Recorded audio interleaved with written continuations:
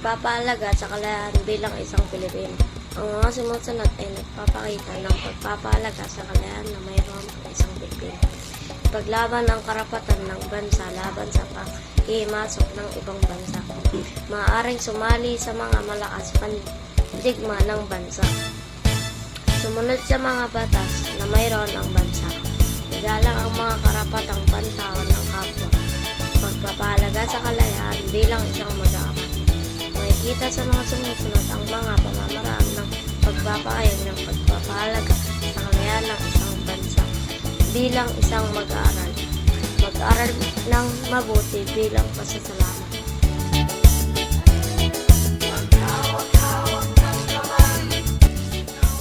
Ang pagkilala sa kanilang mga nagawa ay masabing sapat na upang magpasalamat sa kalayaang tinatamasa nating mga Pilipino.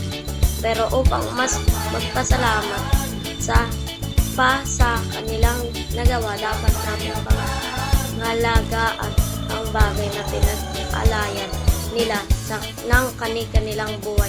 Makamtam lamang at ito ang ating kalayaan. Hindi natin dapat basta-basta hayaang makuha ang bagay na ilang daang taong pinaglaban ng ating mga ninuno.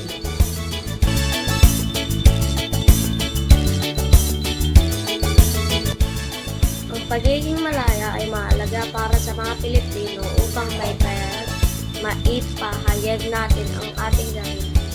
Ito ang magbibigay sa atin ng pagkataon na mag-post sa social media kung wala ito. Tiyak ay magiging alipin tayo ng mga mananakaw. Ito ang nagbigay sa atin ng sariling identidad bilang Pilipino. Ito rin ang nagbibigay halaga sa ating pagkatao. Ang pagiging malaya sa Pilipinas ay pinaglaban ng ating mga bayani kung kaya't dapat itong ingatan at paalagaan. Maraming buhay ang naisakripisyo at maraming tao ang nagbuwis ng buhay upang maging malaya at tayo ngayon. Pagpapahalaga sa pagiging malaya.